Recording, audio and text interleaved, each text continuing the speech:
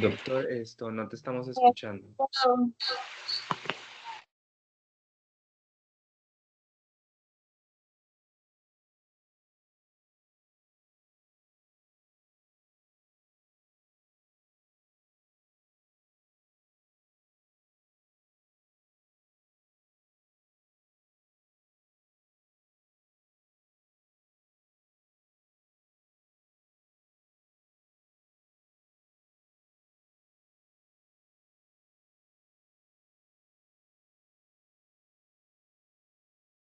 ¿Me escuchan ahora sí? Listo, ahora sí, sí, señor. Perfecto.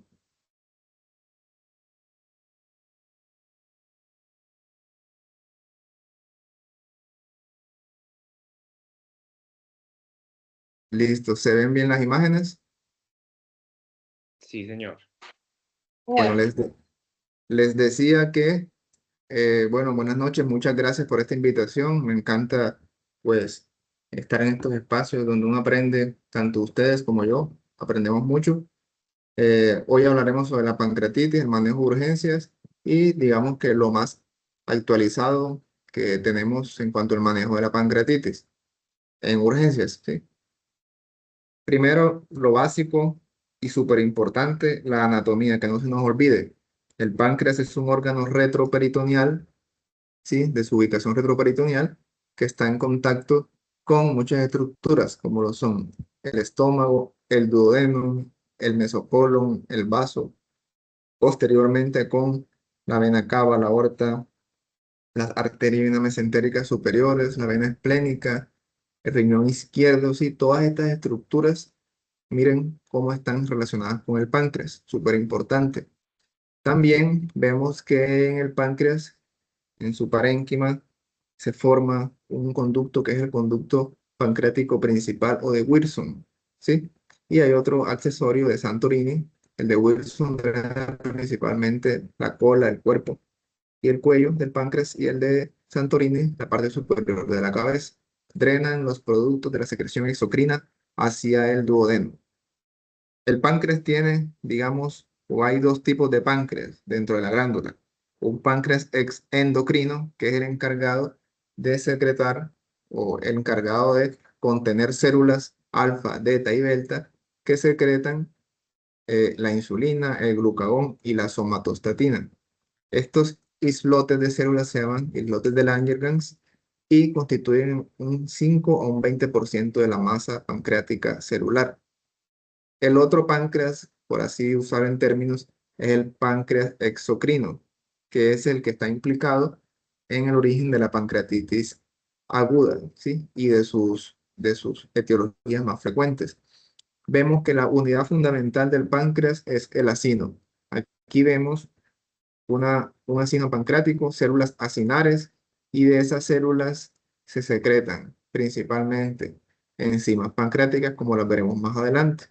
Esa secreción de esas células exocrinas, no endocrinas, porque endocrinas es hacia la sangre y exocrinas es hacia la luz de una superficie. eh, Esos conductilos que se encargan de transportar esas secreciones también producen bicarbonato y agua principalmente. Entonces, importante saber que esta es la unidad fundamental del páncreas exocrino. ¿Cómo se desencadena la secreción pancreática?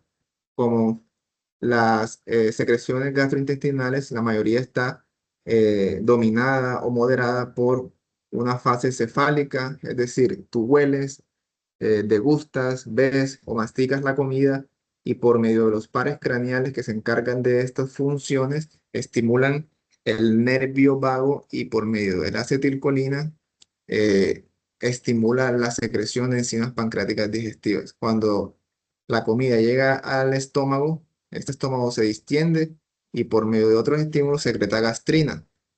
La gastrina también hace que haya secreción de enzimas pancreáticas. Y cuando el quimo llega al intestino delgado, duodeno y yeyuno, se secretan principalmente la colecistoquinina en las células y del yeyuno.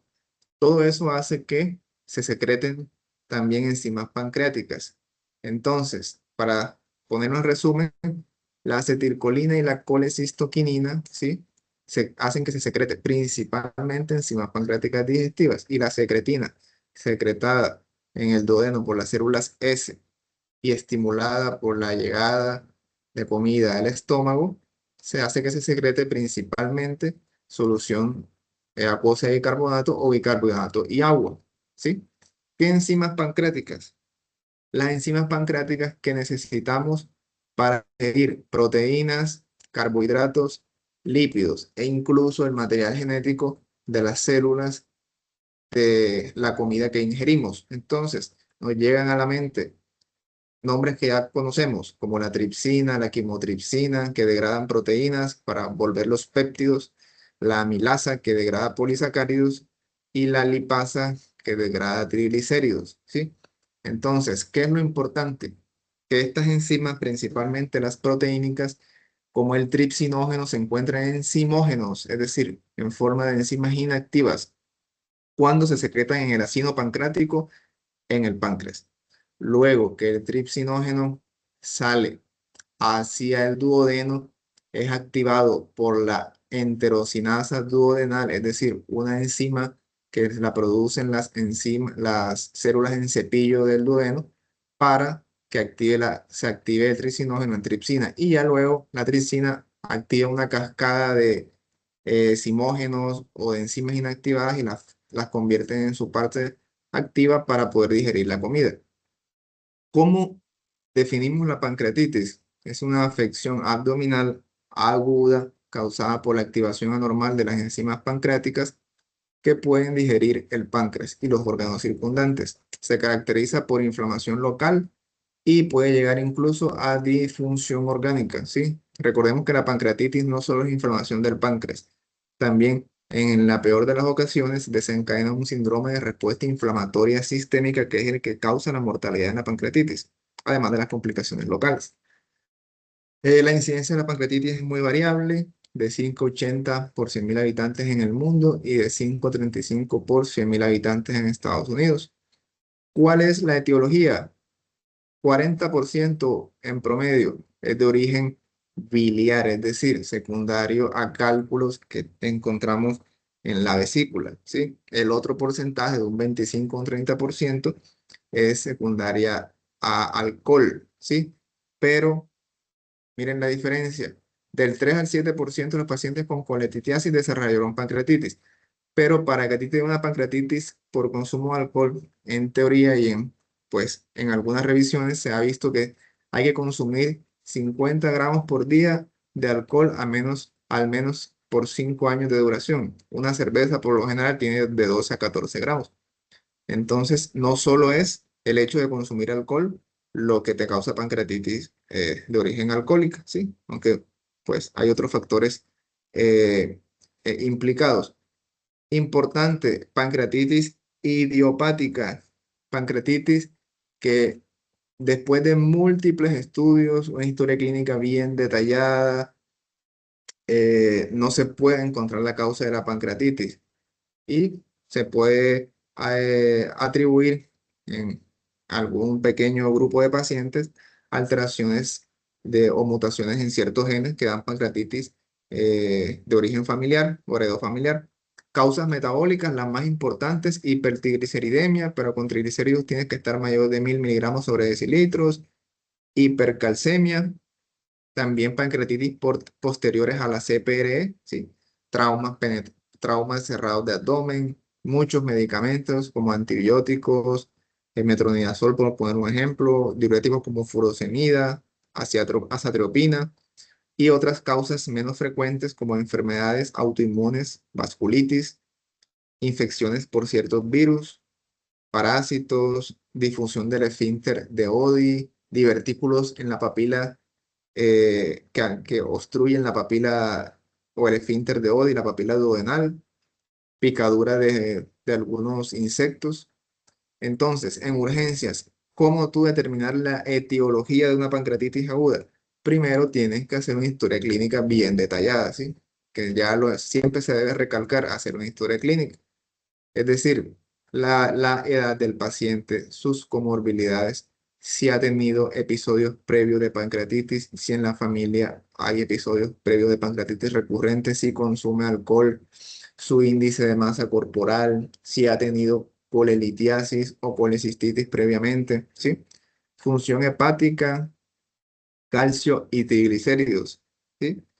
Ecografía de abdomen. ¿Para qué utilizamos la ecografía de abdomen en la pancreatitis? No para hacer el diagnóstico, sino para determinar si la etiología es biliar, que recordemos puede ir hasta un 60% eh, de que sea su etiología, ¿sí? Entonces, ¿qué nos habla la Asociación Internacional de Pancreatología? Que digamos que en cierta parte es la que vengo a mostrar en esta ocasión, publicada el año pasado. Si tú tienes un paciente en urgencias que te llegó con una pancreatitis aguda, le hiciste su ecografía, le hicieron los estudios de los triglicéridos, calcio, de todas maneras no se logró encontrar la etiología. Pues cuando el paciente mejore y se vaya para su casa, hay que hacer estudios o repetición de estudios. ¿Por qué? Porque muchas veces la ecografía o la primera ecografía no determina la etiología biliar. Si esa ecografía no determina la etiología biliar, podemos hacer una segunda ecografía. Si no la confirma, podemos hacer una ecoendoscopia, que es una ecografía, pero que está la sonda ecográfica anclada a la punta de un endoscopio, ¿sí? Y está en una mayor cercanía con el páncreas y con las vías biliares y puede diagnosticar afecciones pancreáticas. Si la endoscopia o ultrasonografía no me determina la causa de la pancreatitis, una colangioresonancia, ¿sí? ¿Por qué todo esto? Porque dentro de las causas raras de pancreatitis encontramos algunas anomalías, como el páncreas de Bison, por poner un ejemplo, el páncreas anular, disfunción del esfínter de Oddi, y todas esas anomalías requieren estudios, ¿sí? Aunque solo el 5% de los pacientes con páncreas de Bison hacen pancreatitis. Hay otras causas de pancreatitis, como las mutaciones en ciertos genes específicos, sí, que también pueden causar pancreatitis. ¿Cuál es la fisiopatología de la pancreatitis? Se ha creído desde hace mucho tiempo que cuando, como el gran porcentaje de la etiología es biliar, pues lo más estudiado es la etiología biliar y la alcohólica. Se ha creído por mucho tiempo que, y se ha demostrado que el paso de los cálculos por la vía biliar común y por el esfínter de Oddi muchas veces aumentan la presión en el conducto pancreático, edematizan las vías biliares y el conducto de Wilson o causan reflujo biliar por ese conducto de Wilson, y eso hace que se desencadenen ciertos estímulos que hace que se activen las enzimas dentro del páncreas y de los acinos pancreáticos.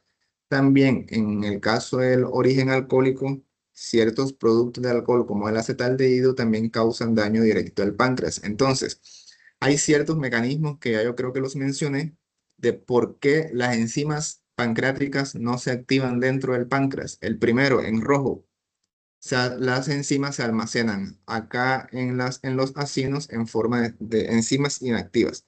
Cuando se secretan, están inactivas también y solo se activan acá en el círculo verde cuando llegan al duodeno y la enteroquinasa del duodeno las activa. Además, adentro del páncreas de la glándula hay inhibidores de la tripsina, que son el SPINC1 y la alfa-1 antitripsina, y el gradiente del flujo pancreático es hacia el duodeno y no retrógrado. Todos estos mecanismos protegen que el tripsinógeno no se active a tripsina dentro del páncreas y lo digiera, ¿sí? Entonces, hay muchos modelos moleculares de cómo explicar la fisiopatología del páncreas, pero principalmente se ha visto que está asociado a el aumento del calcio, ¿sí? Dentro de la célula acinar pancreática. Este aumento del calcio está dado por estímulos como el alcohol, como lo señala en la flecha, el ácido biliar o el reflujo de ácido biliar o la hipertensión ductal, ¿sí? Dentro del conducto de Wilson.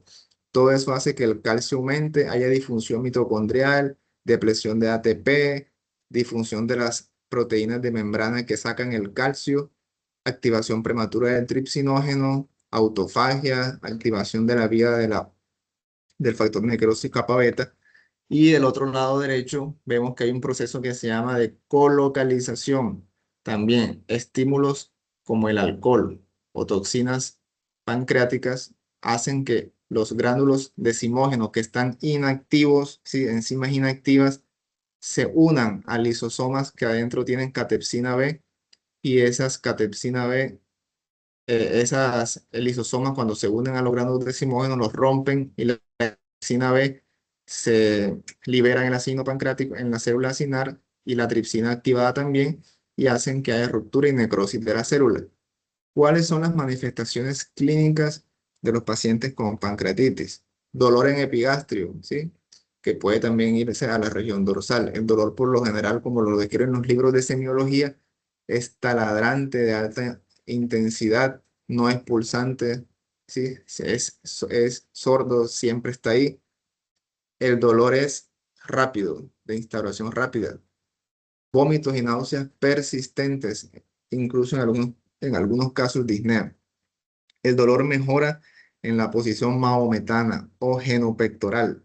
Sí, entonces uno ve a los pacientes, pues me ha tocado verlos en muchas ocasiones, sentados con la cabeza hacia abajo o en esta posición. Al examen físico, aunque es muy inespecífico, semiológicamente también, desde hace muchísimos años o décadas, se ha hablado de cinturón hiperalgésico de Katch, por ejemplo, hipersensibilidad en los dermatomas de T12 a T10 y T7 a T8, también puntos dolorosos a la palpación del páncreas, distensión abdominal por ilio, ictericia en el caso de coledopolitiasis asociada, síndrome de Cullen y de Gray Turner, que son muy raros de verlos y solo se asocia a la pancreatitis necromorrágica que tiene una mortalidad elevada. Bueno, desde el 2012, la eh, guía o digamos la clasificación revisada de Atlanta está clasificando la pancreatitis y todavía usamos sus clasificaciones y define la pancreatitis en una fase temprana y una fase tardía. La primera fase, la temprana, suele ocurrir en las primera o segunda semana. Y en esta semana es clave porque en esta semana es cuando, digamos que se desarrolla o se determina la severidad de la pancreatitis. Es decir, en este momento es cuando el paciente, además de la inflamación pancreática y todos los productos de las células inmunitarias que se encuentran en el páncreas, de todas las células de la inflamación, son liberados al torrente sanguíneo. Hay extravasación de líquido del tercer espacio, hipovolemia, hipoperfusión de los tejidos, falla renal, falla cardíaca, síndrome de distrés respiratorio. Todo esto principalmente pasa en estas 2 semanas, en esta primera o segunda semana, ¿sí? Y una fase tardía que posiblemente puede pasar después de las 2 semanas, en donde hay complicaciones, como las veremos más adelante, y puede haber persistencia de la falla orgánica. Según la morfología, ¿qué me dice la revisión de Atlanta? También que puede haber una pancreatitis edematosa. ¿Por qué se le llama así? Porque hay edema de la glándula propiamente dicha o edema periglandular, ¿sí? Pero no hay necrosis. Es decir, en esta tomografía se ve que el contraste, eh, digamos que demarca toda la glándula pancreática. En el lado derecho hay cierta parte de la glándula pancreática que está evidenciada por el contraste, pero hay una parte que señalada por la cabeza de flecha que no está realzada por el contraste. Entonces, la pancreatitis necrotizante no es tan común, solo hasta el 15 o el 20% de los pacientes, y la edematosa, es decir, la mayoría de los que nos van a llegar a nosotros, son o tienen una pancreatitis edematosa intersticial aguda. Y también podemos clasificar a la pancreatitis según su severidad, ¿sí? La Atlanta en 2012 también lo clasificó según pancreatitis leve, moderadamente severa o severa. Hay otra clasificación que es la que está encerrada en el círculo morado, que es una clasificación de severidad basada en determinantes. La dejo acá pues para que la conozcan, pero nosotros usamos principalmente la de Atlanta. Los pacientes con pancreatitis leve no tienen ninguno de los parámetros de la moderada y la severa. Los pacientes con pancreatitis moderadamente severa tienen un fallo de órgano transitorio, es decir, tienen falla renal, disfunción cardíaca, disfunción pulmonar por una PAFI disminuida, por ejemplo, o complicaciones locales, pseudoquiste, colecciones necróticas o complicaciones sistémicas, es decir, exacerbación de comorbilidades preexistentes, como exacerbación del EPOC, exacerbación de una falla renal, y los pacientes con pancreatitis severa tienen una falla de órgano persistente definida como falla de órgano más de 48 horas. ¿Qué es lo importante? Que los pacientes con falla orgánica, para eso es esta clasificación, no para solamente escribirla en la historia, sino porque los pacientes con falla orgánica probablemente requieran manejo en UCI. La pancreatitis leve, que es la mayoría de los pacientes, tiene una mortalidad muy bajita, y la pancreatitis moderadamente severa o severa, que representa el 20% de los pacientes, tiene una mortalidad considerable. La guía o la revista mundial de cirugía de emergencias recomienda el uso de cualquiera de estas dos clasificaciones, o como, pero como ya les he dicho, nosotros usamos casi siempre la de Atlanta.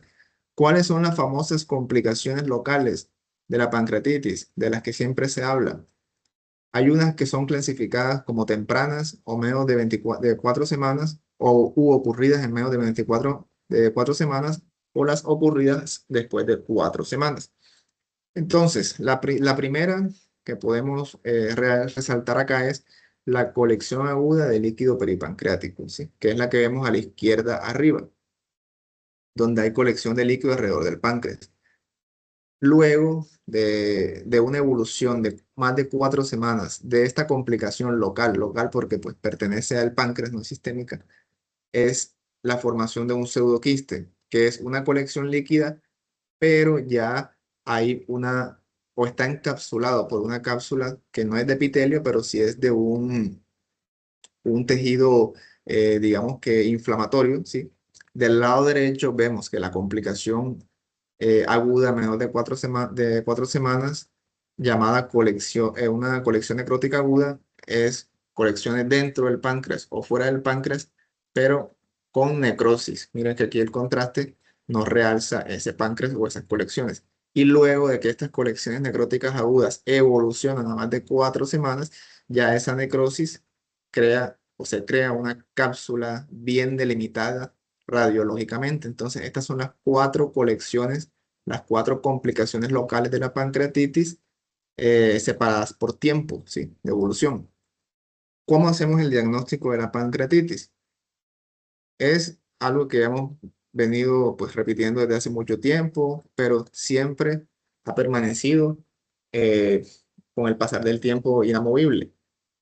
Un paciente que cumpla al menos dos de los siguientes: dolor abdominal consistente con la enfermedad, con las características que ya hablamos, ¿sí? Taladrante en epigastrio, asociado a vómitos de origen rápido, de mucha intensidad. Amilasa y lipasa elevada 3 veces el límite superior de lo normal. Lo normal te lo da el laboratorio de referencia. Y hallazgos característicos en estudios de imagen intraabdominal, es decir, principalmente tomografía. Aunque la mayoría de los diagnósticos de pancreatitis siempre se hacen con los criterios 1 y 2. A- no a todos los pacientes que lleguen con pancreatitis se les hacemos tomografía. Bueno, la lipasa y la amilasa sérica. Ya sabemos que estas dos enzimas son secretadas por el páncreas exocrino, ¿no? La lipasa se eleva a las 4 u 8 horas del inicio de la pancreatitis, un pico máximo a las 24 horas, y dura elevada de 4 a 14 días. Pues el día 14 ha disminuido considerablemente. La amilasa se eleva de 6 a 24 horas con un pico máximo a las 48 horas, y dura elevada de 5 a 7 días. Por eso un paciente que tiene 7 días de dolor y tú sospechas una pancreatitis, es mejor hacerle las dos pruebas, las dos enzimas. Además, esta lipasa y amilasa se elevan no solamente en la pancreatitis, también se pueden elevar en la apendicitis, obstrucción intestinal, embarazo ectópico, isquemia mesentérica, tumores de las glándulas salivares, entre otros. Aquí están las sensibilidades y las especificidades de amilasa y la lipasa. Y lo más importante que quiero que se lleven de esta tabla es que no se deben monitorizar los niveles de forma seriada. Es decir, No voy a enviar lipasa o amilasa cada 48 horas o cada día para ver si baja o sube. No, porque la elevación de la lipasa o la amilasa seriadamente no me determina a mí que la pancreatitis sea severa o sea moderadamente severa, ¿sí? Solo sirve para hacer el diagnóstico. Aquí vemos otras opciones de diagnóstico que no están estandarizadas ni recomendadas por las guías, pero se han estudiado, ¿sí? Como es el eh, tripsinógeno urinario, ¿sí? Que es medir, como ya habíamos hablado, la enzima tripsinógeno, tripsina no activada, en orina. Esto en algunos estudios se ha determinado que tiene una sensibilidad y una especificidad parecida a la amilasa y la lipasa, con un valor cuando el valor es mayor de 50 nanogramos por ml, ¿sí? También se ha evaluado el péptido de activación de tricinógeno y de tricinógeno urinario y también concluyeron en estos estudios que puede ser un marcador útil para hacer diagnóstico de pancreatitis. Eh, pues digamos que la ventaja de esto es que el tricinógeno urinario demora mucho más tiempo elevado que en las otras dos enzimas en la sangre. Dentro de las imágenes diagnósticas o para hacer diagnóstico de la pancreatitis, encontramos que varios estudios de imagen. Dentro de los principales está la ecografía, pero como ya vimos, no hace diagnóstico, sino determina la etiología, si es biliar o no es biliar, ¿sí? No genera radiación, es económica, es fácil de hacer, pero tiene un problema, que cuando los cálculos son muy pequeños o están ubicados en el infundíbulo, la sensibilidad disminuye. ¿Qué quiere decir? Que, no, que hay muchas veces da falsos negativos. No puede ver los cálculos, ¿sí? Pero por lo general tiene una buena sensibilidad y especificidad. La tomografía, por así decirlo, es el gold estándar, ¿sí? Para el diagnóstico. ¿Por qué? Porque te puede ver colecciones y complicaciones de la pancreatitis. Pero recordemos, primero que todo, no todos los pacientes se les hace tomografía. O sea, no ingresa el paciente con pancreatitis y le hacemos tomografía, no. Y el otro es que solo va a mostrar alteraciones en el páncreas luego de los 3 o 4 días de ingreso del paciente. Si tú le tomas una tomografía a un paciente que ingresa y a las 10 horas le tomas la tomografía, no te va a mostrar cambios a nivel pancreático. Entonces, ¿cuáles son las indicaciones de una tomografía? Dudas en el diagnóstico.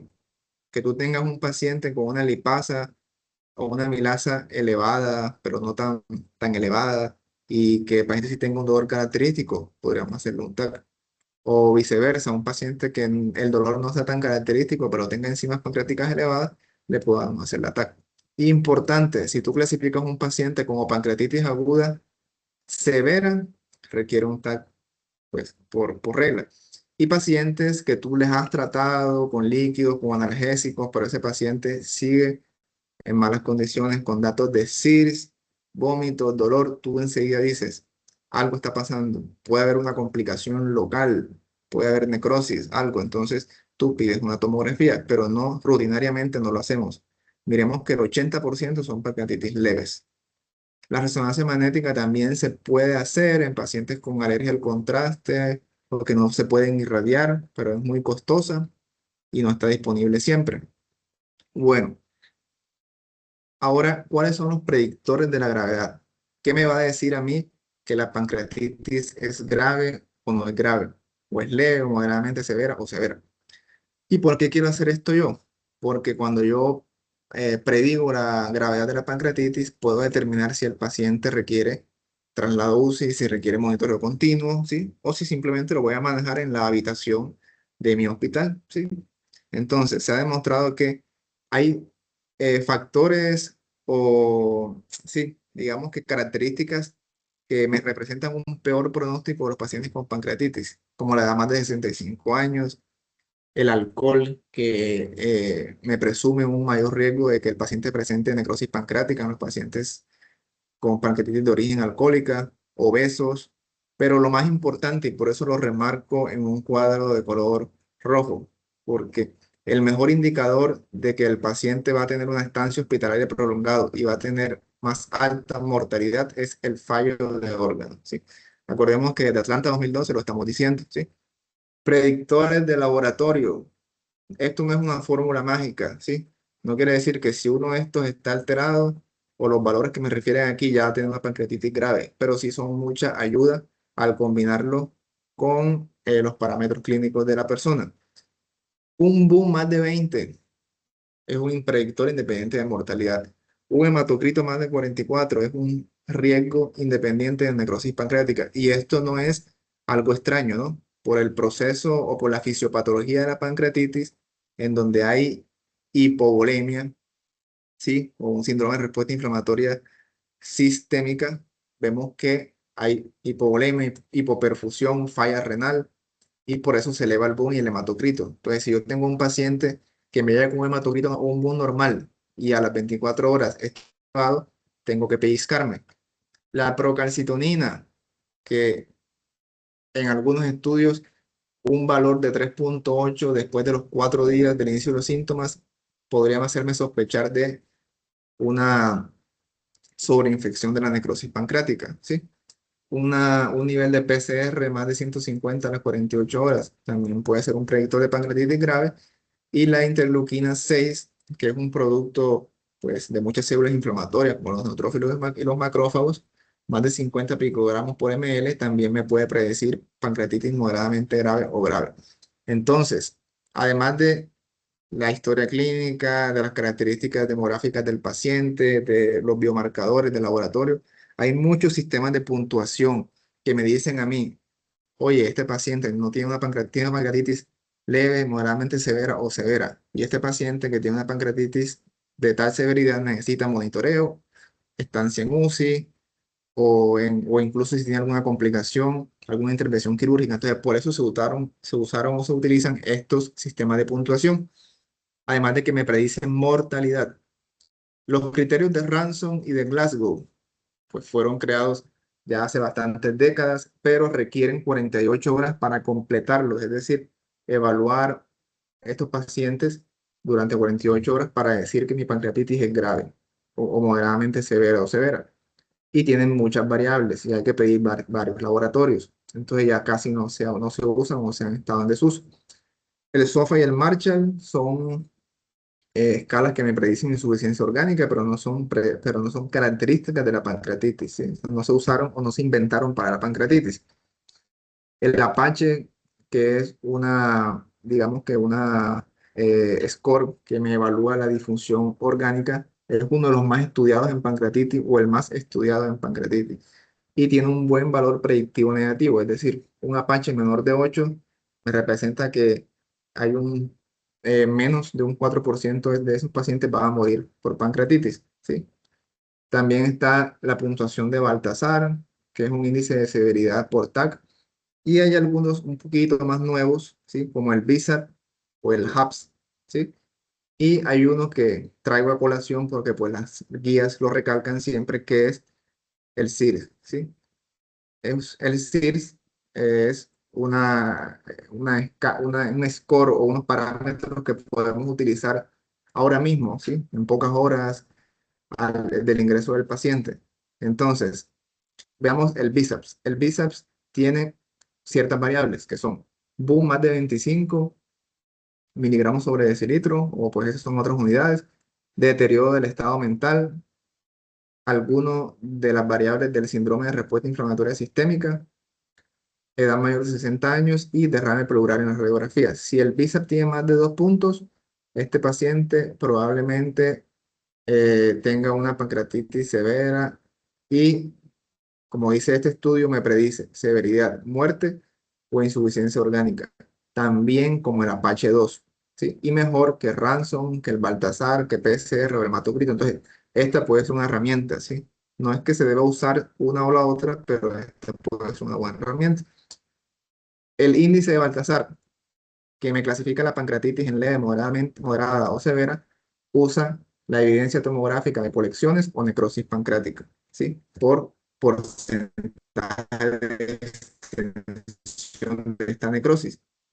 También se puede usar, pero como los pacientes no lo hacen hasta su ingreso y solo hay ciertas características puntuales, eso de pronto nos limita un poco, ¿sí? Entonces, en este estudio, por ejemplo, también comparó muchos scores de severidad y encontraron que el índice tomográfico de severidad, Baltasar, es un buen predictor tanto de mortalidad como de gravedad, pero que el Apache es el mejor, ¿sí? El Score de pancreatitis aguda inofensiva, por su traducción, digamos, al español. También un puntaje que podemos usar. ¿Cuáles son las ventajas del BISAP y del HAPS? Que son facilitos de usar, rapiditos, económicos y se puede usar incluso a las pocas horas de que el paciente ingresó. Una, ¿Cuáles son las variables? Ausencia de dolor a la palpación o defensa muscular, hematocrito normal y creatinina normal. Si el paciente no tiene ninguna de estas variables, o sea, un puntaje cero, se podría descartar la pancreatitis grave, un valor predictivo positivo del 97%. Entonces, dice la guía, la Asociación Internacional de Pancreatología. ¿Cuál es el marcador más apropiado para predecir pancreatitis aguda grave? El síndrome de respuesta inflamatoria sistémica, ¿sí? Este mismo, que aunque parezca extraño, es el mejor o el mejor marcador, ¿sí? ¿Por qué? Porque habíamos hablado. Lo que complica a los pacientes con pancreatitis es la falla orgánica. Y el SIR evalúa si el paciente tiene falla orgánica o no, ¿sí? Entonces, esto lo podemos combinar con PCR o con interleuquina 6, pero podemos aplicarlo en nuestra práctica diaria. Aquí están las características definitorias del SIR, ¿sí? Dos o más de las siguientes condiciones que ya conocemos: temperatura, frecuencia cardíaca, respiratoria o leucocitosis. Pero definitivamente, para yo determinar si un paciente requiere o no manejo en UCI, tengo que utilizar los criterios de Marshall, que también es una escala que me define falla orgánica, ¿sí? Si yo tengo un Marshall más de 2 que evalúa el PAFI, la función renal y la cardiovascular, ese paciente debería estar por lo menos monitoreado en UCI. Hay otras indicaciones para traslado UCI, como la fístula colónica, la hemorragia intraabdominal y la pancreatitis necrotizante, pero que está infectada. Entonces, también en mi práctica diaria y en la de ustedes, deberíamos usar el Marshall para determinar si un paciente va a UCI o no va a UCI. Algo súper llamativo y pues que creo que tenemos que centrar esta charla es en los líquidos o la fluidoterapia en la pancreatitis. Hagamos un recuento no tan antiguo, pero en el 2015 las guías japonesas me hablaban de uso de lactato de Ringer en la pancreatitis. Sí, hasta ahora todavía se usa. En los pacientes con shock o deshidratación, dábamos infusiones de líquidos, digamos, un poco agresivas, de 150 a 600 ml hora, y en pacientes sin deshidratación, de 130 a 150 ml hora. Y la colocación de estos líquidos era en función de ciertos parámetros o ciertas metas, como la presión arterial media o la diuresis. En el 2019, el acta o la revista, por ejemplo, del acta gastrointestinal de latinoamericana también habló de usar lactato de Ringer, también de la velocidad óptima de infusión de 5 a 10 ml kilo hora, infusiones de 2000 o 4000 en las primeras 24 horas, y también siempre monitorizar la respuesta de los líquidos, del paciente a los líquidos, por medio de la presión arterial, la frecuencia cardíaca, respiratoria, la diuresis, el hematocrito, el BUN, la creatinina.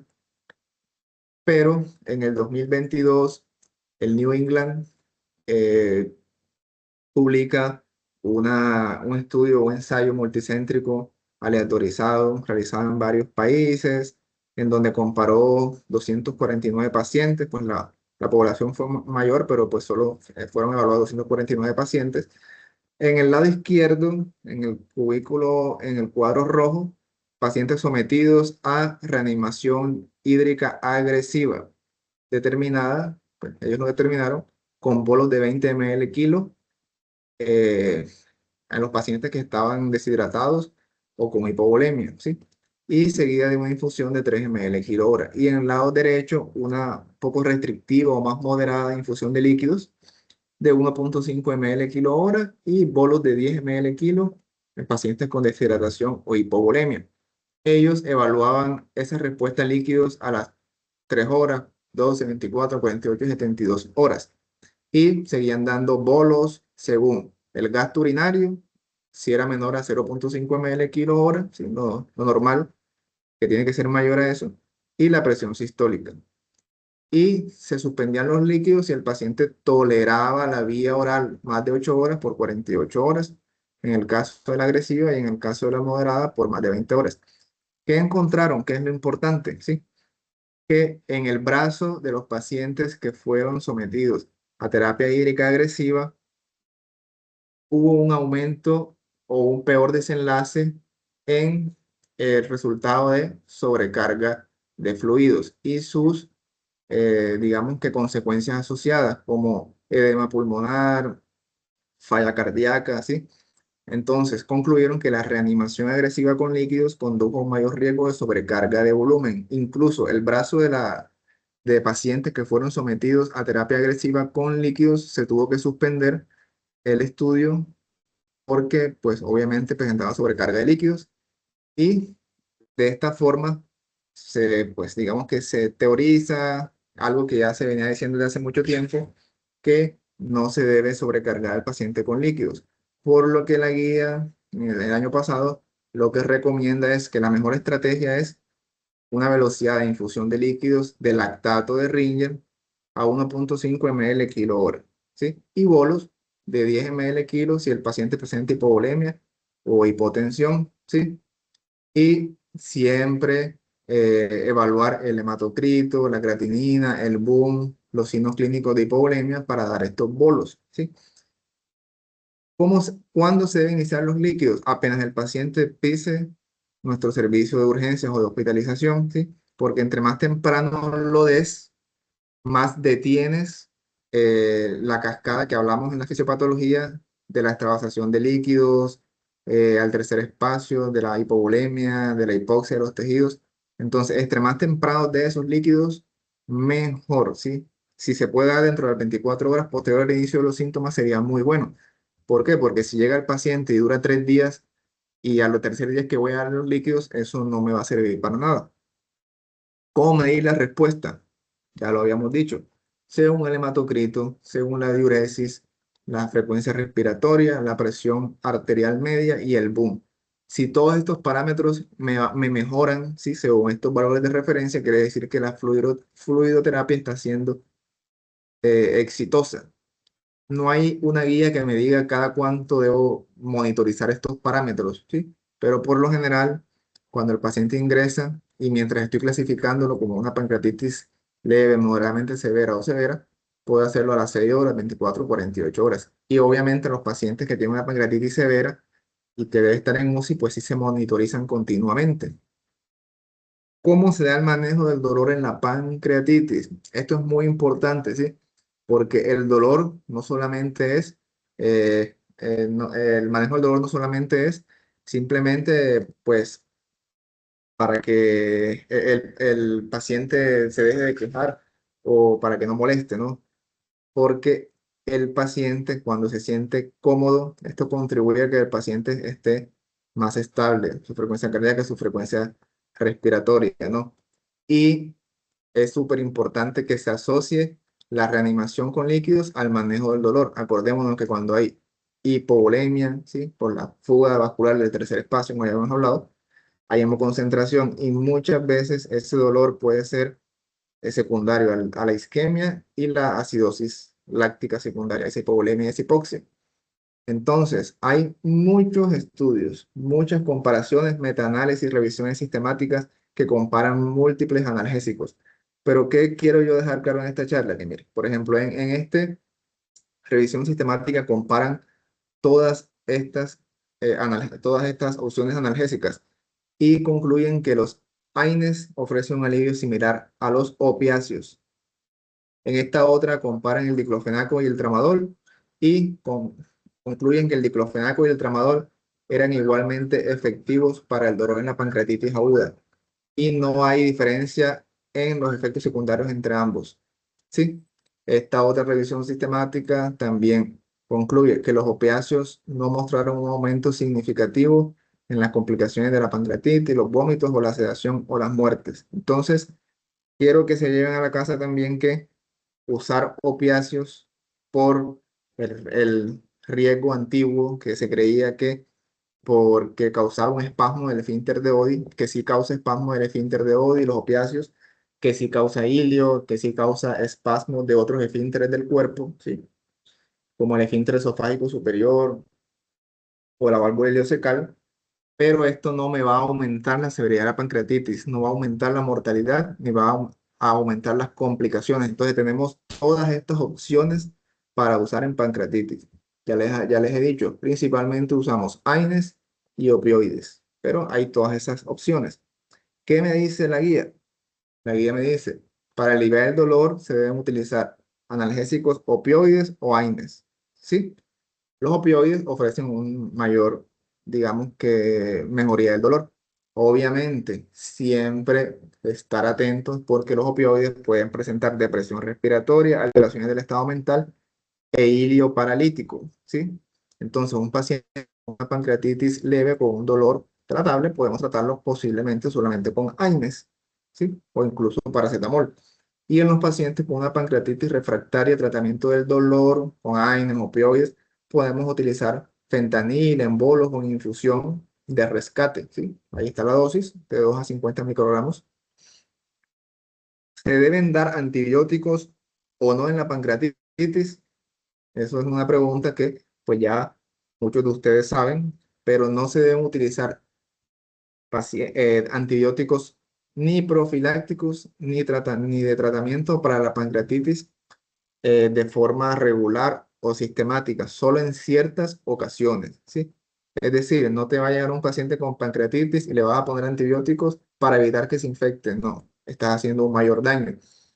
Entonces, los antibióticos realmente solo están recomendados para tratar la pancreatitis aguda grave infectada, ¿sí? Es decir, un paciente que tú le hagas, por ejemplo, ahorita lo vamos a ver, una tomografía y se vea una necrosis, una colección necrótica aguda y tenga gas en esa colección. Tú estás sospechando de que ese paciente tiene una necrosis infectada. Ahí sí se hay que darle antibióticos, ¿sí? Ahorita vamos a ver las indicaciones más precisamente. Si vas a dar antibióticos, tiene que ser unos antibióticos que tengan una buena penetración en el páncreas. ¿Cuáles son? Los carbapenémicos y el metronidazol principalmente. Aunque las ureidopenicilinas, como la piperacilina y la cefalosporina de tercera generación también pueden ser una opción. Entonces, los antibióticos se deben usar si hay una infección extrapancreática comprobada. ¿Qué quiere decir? Que tenga neumonía, que tenga infección de vías urinarias asociada a la pancreatitis, que tenga una infección asociada al catéter venoso central y por consiguiente una sepsis o una septicemia, o que tengas una fuerte sospecha de que la necrosis pancreática que tuviste en la tomografía se te infectó, ¿sí? Por lo general, estos pacientes están en muy mal estado general. Entonces, como vemos en el dibujo de abajo de la tomografía, vemos un páncreas con una necrosis pancreática o una colección necrótica y hay aire. Ese aire es producido por las bacterias que se encuentran dentro de esa colección y esto es una fuerte sospecha o confirmatoria de que es una necrosis que se infectó. Por lo general, tener una PCR elevada, una leucocitosis, una procalcitonía elevada, por sí solos, no me indica que tengo que iniciar antibióticos, ¿sí? Bueno, ahora, ya por último, algo muy importante, demasiado importante de la pancreatitis, la nutrición. Antiguamente se decía, bueno, mi paciente tiene pancreatitis, no le voy a dar comida porque si no le doy comida, no se estimula la secreción de enzimas pancreáticas y esa inflamación disminuye y disminuye la activación de las enzimas adentro de la glándula pancreática, ¿sí?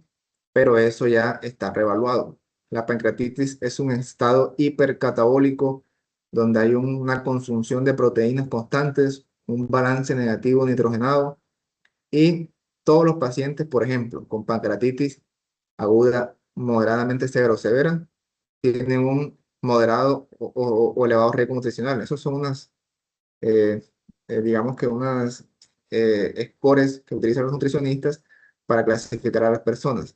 Pero los pacientes con pancreatitis aguda severa tienen un elevado riesgo nutricional y por lo tanto hay que darle un soporte nutricional adecuado, ¿sí? Un paciente con pancreatitis, quiero que se lo lleven para la casa, no se puede dejar en ayuno porque le estás haciendo un daño.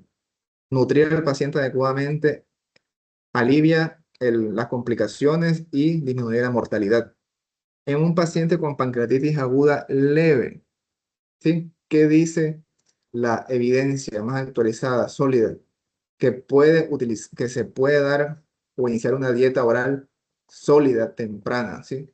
Entonces, si se compara en una dieta oral sólida versus dar líquidos y después progresar a una dieta sólida, realmente la dieta sólida, obviamente, que sea hipograsa, hace que haya una menor duración de la hospitalización y menor recaída del dolor, ¿sí? Eh, ahorita veremos pues que hay unas contraindicaciones para esto. No importa si la amilasa y lipasa estén elevadas, eso no me contraindica que el paciente yo le pueda dar dieta. Entonces, ¿qué me recomienda la guía? En pacientes con pancreatitis leve o moderada, la alimentación oral puede iniciarse lo antes posible cuando tengan apetito y no presenten vómitos, ¿sí? Entonces, estos pacientes, si yo lo veo que no tiene un dolor exageradamente grande, si tiene hambre, si no ha vomitado, ¿sí? Estos pacientes se les puede dar dieta. ¿Sí? Es diferente un paciente que tiene un vómito persistente, a pesar de que tenga una pancreatitis leve clasificada por Atlanta o por los predictores de severidad, ese paciente yo no le voy a iniciar la dieta, ¿sí? Y le damos dieta sólida, regular, baja en grasas. En los pacientes con pancreatitis aguda severa, con estos pacientes por lo general están un poquito peor o están en malas condiciones, puede que no me toleren la vía oral, ¿sí? O sea, que no me reciban la comida, pero eso no me quiere decir que no le voy a dar nutrición, sí le voy a dar nutrición, ¿sí? Pero le puedo dar nutrición de varias formas, con una sonda nasogástrica, una sonda nasoyunal o la nutrición parenteral, que es la última opción y la peor opción. Entonces, si me llega un paciente y yo lo clasifico como una pancreatitis aguda severa y ese paciente no me tolera la vía oral, le inicio nutrición con una sonda nasogástrica o nasoentral. No hay diferencia entre las dos. ¿Por qué estos pacientes no me tolerarían la vía oral? Porque tienen mucho dolor después de la comida, si se las probé, tienen muchos náuseas, tienen muchas vómitos, tienen muchas complicaciones, como por ejemplo una colección gigante en el páncreas que me comprima la salida del estómago y no me permite que ese paciente coma, sino que vomite todo. O el paciente está en muy mal estado general, con alteración del sensorio y no me tolere la vía oral. Entonces, estos pacientes yo le voy a iniciar nutrición enteral. ¿Sí? Miren que antes pensábamos que este tipo de pacientes había que darle reposo pancreático y nutrición parenteral. Pero miren todas las complicaciones que me puede dar una nutrición parenteral. Infecciones del catéter, desequilibrio de electrolitos, hiperglicemia, y la nutrición parenteral hace que se atrofien las vellosidades intestinales, hace que la circulación sanguínea que irriga estas vellosidades intestinales disminuya y eso hace que la barrera intestinal se vea afectada. ¿Y qué me hace eso? Primero que todo, que haya sobrecrecimiento bacteriano, que esas bacterias que sobrecrecieron en el intestino, que no está comiendo, se trasloquen por vía linfática, por vía sanguínea y me causa sepsis. Y esas bacterias también pueden llegar a una necrosis en el páncreas, que estaba estéril anteriormente y se infecta. Entonces, la nutrición parenteral o el ayuno me pueden causar todas estas cosas que tenemos en el cuadro rosa de al lado. Entonces, la mejor opción, cuando se puede, obviamente, es la nutrición enteral, ¿sí? Favorece la motilidad intestinal, aumenta el flujo sanguíneo y disminuye el riesgo de desarrollar una insuficiencia orgánica hasta el 20%. Entonces, nutrición enteral es equivalente a disminuir la infección necrótica del páncreas, disminuir la falla de órganos y disminuir la mortalidad. La guía me habla sobre eso. En caso de ingesta oral insuficiente, durante las primeras 72 horas de hospitalización se indica alimentación por sonda nasoentérica en pacientes con pancreatitis necrotizante aguda grave, prevista o ya establecida. Entonces, si mi paciente me llega con una pancreatitis severa, que no me tolera la vía oral, yo no voy a esperar 5 o 7 días a que ese paciente me tolere la vía oral. No, le coloco una sonda nasoenteral y le empiezo a administrar su nutrición, ¿sí? Polimérica estándar, como dice la guía. Y por último, eh, remontándonos a guías especializadas en nutrición, como la ESPEN o la ASPEN, que son la Guía Europea y Americana de Nutrición Enteral y Parenteral, también respaldan que en los pacientes con pancreatitis aguda severa, podemos o deberíamos iniciar la nutrición enteral en las primeras 24 a 72 horas. Si ya yo sé que ese paciente no me va a comer por los días siguientes, no pierdo tiempo y le inicio una nutrición enteral para tener todos los beneficios que ya vimos. Bueno, esa fue, digamos, una revisión un poco corta, pero actualizada del manejo de la pancreatitis en urgencias. Hay muchas cosas que hablar de pancreatitis a nivel quirúrgico, muchísimas cosas a nivel de las complicaciones locales, cómo resolverlas, pero pues creo que esto les va a servir mucho más a ustedes que pues están interesados en cómo manejar la PIDIS en urgencia. Muchísimas gracias y quedo atento a cualquier duda, pregunta, inquietud que tengan.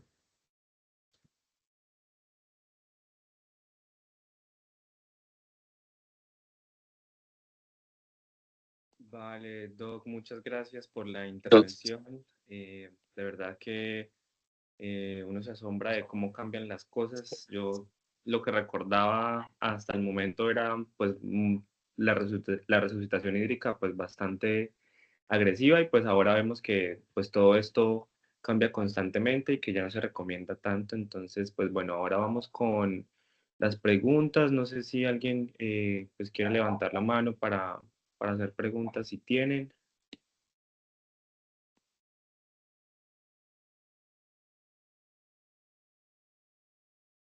o no. Bueno, mientras tanto yo sí tengo una pregunta, no sé si me distraje o de pronto, eh, bueno, sería yo cómo hago para saber si mi paciente ya llegó como al tope y está cursando con una sobrecarga hídrica, o sea, que busco en el paciente que me haga mi, uy, tengo que pararle rápidamente pues la administración de líquidos porque me pasé. Sí, claro. Pues las guías o digamos que los trabajos, los ensayos nos han hablado de características clínicas del paciente que te harían pensar en eso, ¿no? Como vimos en la tabla del estudio que se hizo, los pacientes cuando tienen una sobrecarga hídrica, muchos pacientes, primero que todo, tienen edema generalizado. ¿Sí? También pacientes van a tener el examen físico rales o estertores pulmonares, como lo vemos ahí. Muchos pacientes van a tener en las radiografías de tórax edema pulmonar, ¿sí? O también incluso derrame pulmonar. Y si el paciente está siendo monitorizado en UCI, también pueden haber signos o datos de sobrecarga de volumen a nivel cardíaco, ¿sí? Entonces, básicamente, digamos, el edema generalizado y la aparición de estertores o sí, o digamos edema pulmonar a nivel radiográfico, radiológico. Vale, listo, gracias. ¿Alguna otra pregunta?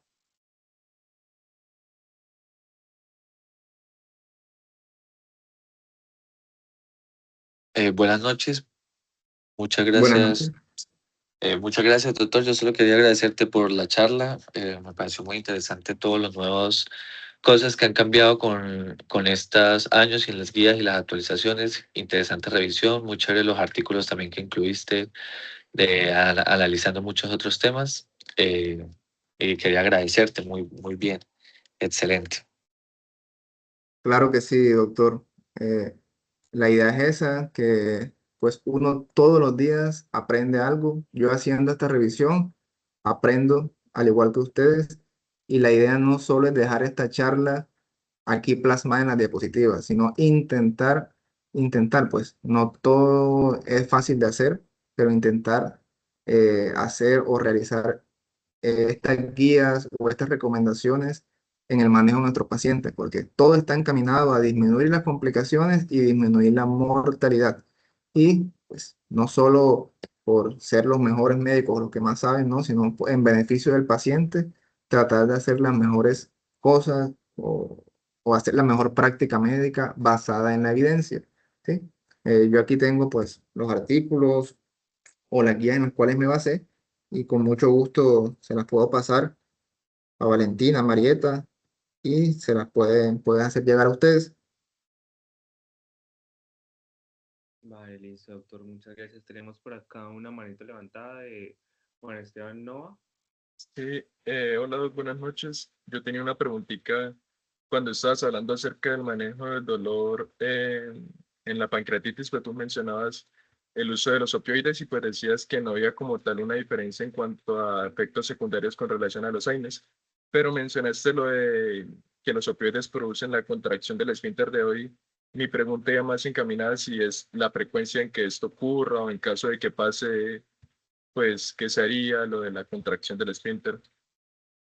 Sí, perfecto. Muy buena pregunta y créeme que yo también me la realizaba y me la he realizado muchísimas veces cuando era estudiante. ¿Qué pasa? Que los opioides normalmente siempre pueden causar hilio, ¿sí? Es decir, disminución de la motilidad intestinal y del tracto intestinal. También pueden causar disfunción o hacer que los esfínteres tengan una hipertonía. El esfínter de Oddi, la válvula ileocecal, el esfínter esofágico inferior. Eso va a pasar y eso no es mentira, eso pasa.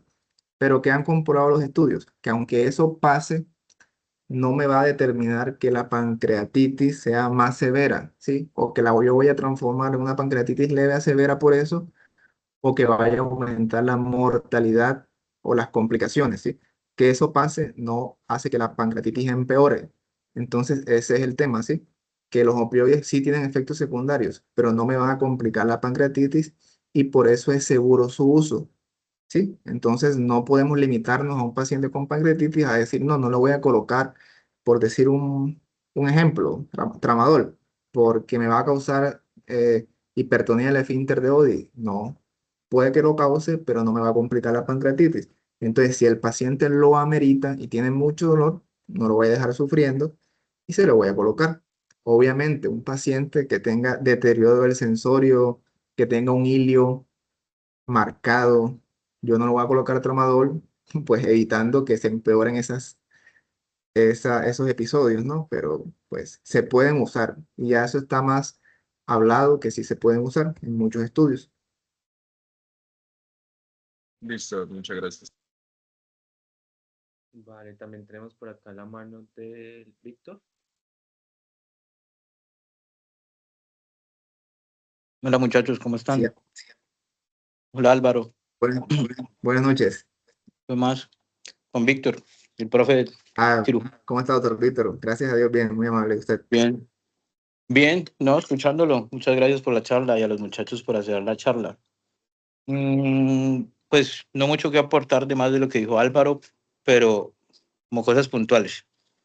Mm, Primero, la pancreatitis es una patología que, como ya vieron, es del diario vivir. Las enfrentamos todos los días y el manejo sigue siendo inadecuado, a pesar de que las controversias han hecho que la bibliografía cada vez sea más extendida. Pero vemos todavía pacientes con reanimación inadecuada de pancreatitis, o por exceso o por omisión de reanimación. Entonces, el papel del médico general en esta patología, como se han dado cuenta, es muy importante, es el principal papel que hay, porque cuando llega el cirujano, ese paciente ya tuvo que haber pasado por el médico general y lleve unas cuantas horas de reanimación en urgencias. Esa reanimación, como ya Álvaro les explicó, la fisiopatología cuenta y es muy importante. Si bien el 80% de las pancreatitis son leves, implica mucho la hipovolemia que presenta el paciente y evolución natural a una enfermedad mucho más grave depende de la reanimación que ustedes hagan. Entonces, ese es un papel indispensable del médico general. Como se han dado cuenta, lo menos que es la pancreatitis es quirúrgica. Tiene unos casos muy puntuales en los cuales nosotros intervenimos y la única urgencia es un síndrome compartimental abdominal. Ya después tenemos tiempo, si está una colección infectada, de hacer un bar, de hacer drenaje percutáneo, de lo que se hablaba hace unos años del step-up de la pancreatitis, en fin. Pero el problema o el principal problema, perdón, es el abordaje que se está haciendo en los servicios de urgencias de las pancreatitis. Entonces, Álvaro le explicó muy bien la reanimación actual que hacemos y no voy a ahondar en eso, pero dos cosas, los antibióticos. Álvaro les dijo, no se utilizan de manera profiláctica, solo terapéutica, cuando en la pancreatitis confirmamos una necrosis infectada. Pero acuérdense que a veces la pancreatitis viene acompañada por su fisiopatología y le hemos hablado con algunos cuando podemos hablar de pancreatitis, de coledocolitiasis o colecistitis. Una coledocolitiasis no es igual a colangitis, pero puede tenerla. Esos pacientes sí deben ir al manejo con antibiótico, pero no por su pancreatitis, sino por su colangitis. ¿Pueden estar asociadas? Sí. ¿Pancreatitis es igual a coledocolitiasis? No. Ya lo hemos hablado y esos criterios de antes de las guías de ASGE del 2019 hablaban que la pancreatitis era un criterio alto de coledocolitiasis. Después, cuando se dilucidó un poco más la fisiopatología de la pancreatitis y cuáles eran las causas anatómicas o los principales riesgos anatómicos secundarios de una pancreatitis biliar, que hablábamos, cálculos, más de 20 cálculos que tienen que ser menos de 5 milímetros, con un cístico mayor de 5 milímetros. Esos son pacientes con riesgo de presentar pancreatitis, los pacientes que tengan colelitiasis. Entonces, sabemos que pancreatitis no es igual a coledocolitiasis, pero la puede llegar a tener en un porcentaje de estos pacientes. Entonces es importante tener en cuenta que ustedes no solo van a buscar la pancreatitis, hay que pedir un perfil hepatobiliar completo. Entonces, hemograma, PCR, función renal, bilirrubinas, transaminasas, fosfatasa alcalina, depende de cómo esté el paciente, gases arteriales con lactato, en fin, ya Álvaro les explicó las escalas de gravedad en busca de mirar dónde vamos a clasificar el paciente y dónde lo vamos a manejar. Entonces, es importante que ustedes ese abordaje principal lo tengan claro y sean conscientes de que esta es una patología que, si bien en su gran parte es leve, el 20% que cursa con una pancreatitis moderadamente grave o grave va a tener la mortalidad puede aumentar hasta un 30% en las pancreatitis crítica, y eso es muchísimo. Entonces, depende del manejo inicial que ustedes hagan, la evolución que va a tener esa pancreatitis en los pacientes. Otra cosa que le dijo, que no escucha Álvaro, pero no sé si la mencionó, es todos los pacientes con pancreatitis leve o moderadamente grave, dependiendo de unos factores que hay para predecir, deben salir con colecistectomía de la hospitalización. Hablamos de las pancreatitis biliares. No, esos pacientes no se pueden mandar para la casa sin una colecistectomía. ¿Por qué? Porque la probabilidad que hagan pancreatitis dentro de las próximas 6 semanas es mayor al 20%. Y eso es mucho. Y probablemente la pancreatitis que haga nuevamente va a ser peor que la que hizo inicialmente. Esos pacientes siempre deben ir con colecistectomía. La nutrición es muy importante. Ahí claramente Álvaro se la resumió, pero tenemos dietas inmunomoduladoras para disminuir la respuesta inflamatoria, como se ha comprobado con el lactato de Ringer, que no solo es el cristaloide por elección, porque es un cristaloide el más parecido al plasma y que se ha comprobado que disminuye el CIRS en los pacientes con pancreatitis. Entonces, nada, eso era como los aportes chiquitos que tenía por hacerles. Felicitar a Álvaro por la charla. Espero que se sigan repitiendo y que todo esto sirva para el aprendizaje de todos ustedes, con el fin de que puedan manejar patologías quirúrgicas e incluso patologías que no terminan siendo quirúrgicas, pero son parte y competencia del cirujano general, para que las puedan entender, estudiar un poquito más, y para eso son todos esos 3 espacios. Doctor Víctor, muchas gracias por su aporte. Eh, Definitivamente, pues todo lo que dijo fue acertado y, pues importante que pues se me pasó en la parte de que la mayoría de los pacientes que nos llegan a urgencias con pancreatitis no llegan con pancreatitis solamente, sino también, como usted dijo, con colecistitis. Pues pueden hacer una ronda en cirugía general en el hospital y se darán cuenta. que muchos tienen colecistitis, coledopolitiasis, algunos colangitis. Entonces, digamos que pancreatitis de forma aislada no es tan común, pues y más común es pancreatitis asociado a las patologías biliares. Entonces, pues, gracias por recordar eso, Doc, y pues por su presencia.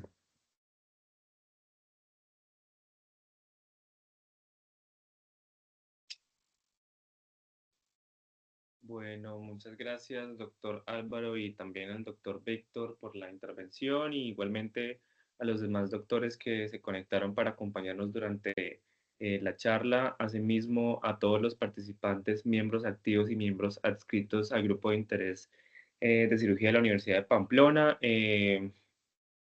Yo creo que pues ya podemos dar por terminada la charla. La charla quedó grabada y va a ser subida a los medios sociales del grupo, sobre todo pues YouTube. Y pues nada, nuevamente muchas gracias a los doctores y a todos por su presencia. Porfa, no Gracias a recuerden, ustedes por la invitación. listo, no olviden, porfa, por el grupo general se envió el link para llenar la asistencia, para que porfa no lo olviden. Y pues muy buenas noches para todos y ya. Muchas gracias por venir. Hasta luego, feliz noche a todos. Feliz noche. Hasta luego.